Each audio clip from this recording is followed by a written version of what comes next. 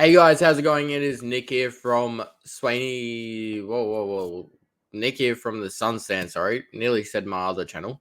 But welcome. I haven't done a video in ages. Unfortunately, work has been taking up, but we're here. We're here. We're gonna do this video, and I think it's very topical at the moment. It's the AFL bidding system. Quite as a Suns fan, Northern States fan, whatever. I feel like this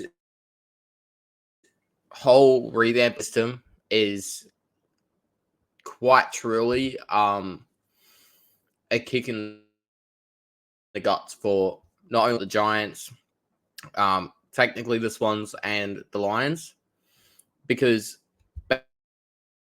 basically they're making it so it's harder to match bids on academy players when you've got more coming through.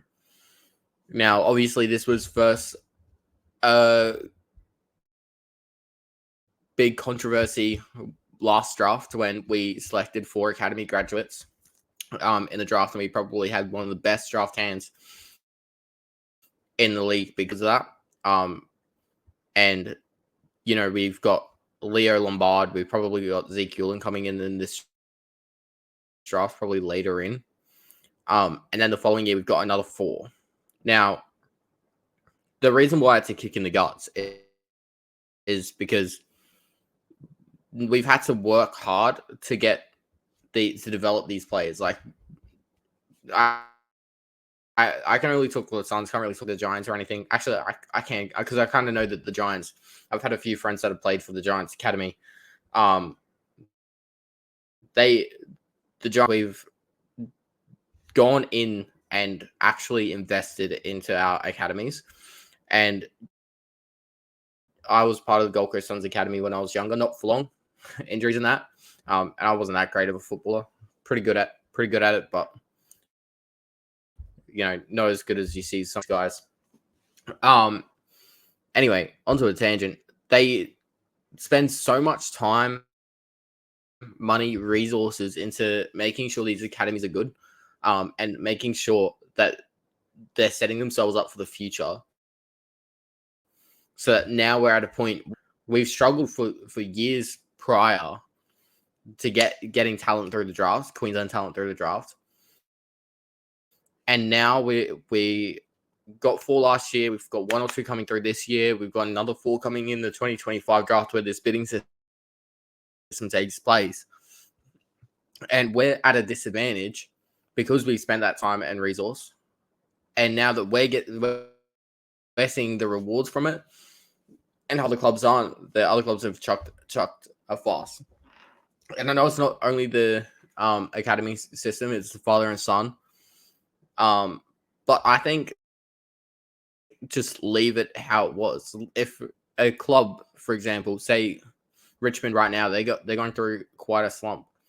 If they choose for the next 4 years, develop just into their academy, go to the draft, develop straight into the academy for anything, not really go for experienced players, go for the one to build a core of the team, but then just purely have young kids, develop your academies, get them into the team, and they get rewarded for that later down the line. I don't think they should be negatively impacted because they've spent that time, money, and resources to ensure that they've set themselves up for the future, like the Suns have.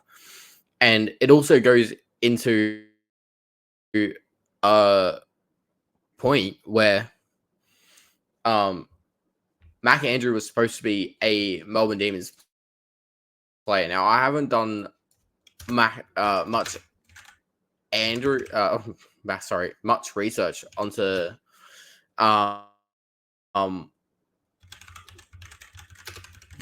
this, but apparently he was set in stone to go to the Demons. However, the Suns took him from him. Now, I'm not sure so he was an NGA listed player for So that's what he was. He was an NGA listed player for the Melbourne Demons, and he went quite far in the draft. I'm pretty sure. Sorry, lads, I'm gonna research this. While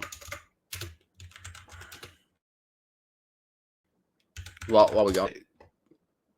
So he's drafted at number 5. Now, my understanding is if you're an NGA, if you don't know what an NGA is the Next Generation Academy, which he was part of the NGA for Demons. It falls under normal academy rules where you can bid up to them up until the 3rd round, through the 2nd round or something like that. So the fact that he's gone at number 5 means that Melbourne Demons could have bidded on him. I could be totally wrong. Correct me in the comments if I am wrong, but this has only been a topic of discussion again, and this is my main gripe. Discussion because a Suns player has gone and done something incredible, and they've been like, oh, well, he was an NGA Academy player. Now he's at the Suns. Melbourne Demons needed him. If they needed him so much, they could have matched a bid. Unfortunately, that's how it could have gone. And yet again, correct me if I'm wrong, if it's the other way around, but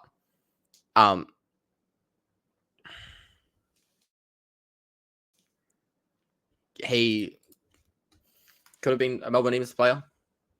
Potentially should have been if what the things are saying that they've been in the Gold Coast Suns stolen. And maybe the Demons didn't have enough draft capital to bid on him at that point. Doesn't matter. Draft's a draft. Like Suns did the right thing. You can bid on anyone. We saw Carlton years ago bid on other people's draft other people's academy players and Fowler Suns just for it to be outbidded, because there's always a chance that they're not going to be able to outbid. And if Melbourne Demons were supposed to outbid or match the bid and they just weren't prepared enough, that's on them. And that's where I think I want to make this video, because it's every time that the Suns have something good going for them in terms of the draft that this conversation happens. We have a good draft hand last year. The conversation happens because we have heaps of academy kids coming through. Mac Andrew kicks a winner, ends the Bombers' hopes, and then Ross Lyon comes out. Oh, not Ross Lyon. Whatever line, Gary Lyon. Sorry, comes out and says, "Hey, he was supposed to be a Melbourne Demons player. Sorry, it's a draft. Get over it. The Suns got him. He wasn't supposed to be a Melbourne Demons player if the Suns got him." And then those Melbourne Demons fans saying that, like, it's actually unfair that the bidding system, like, give everyone a chance at the players. But no, quite frankly, I'm going to go back to the point. No, the fact that we've developed those players to come in, and I know Mac Andrew wasn't one of the players we developed, but for like Jed Walter, Leo Lombard, Jake Rogers, Ethan, we've developed those players over a long period of time. We deserve to have them in the AFL. Like, that's just simply put. But I'm not going to rant on anymore. It's probably been a bit of a tangent. If you guys have enjoyed, make sure you guys hit that like button, subscribe, and notification bell. More videos coming. I'm still going to be pretty strapped in for work at the moment.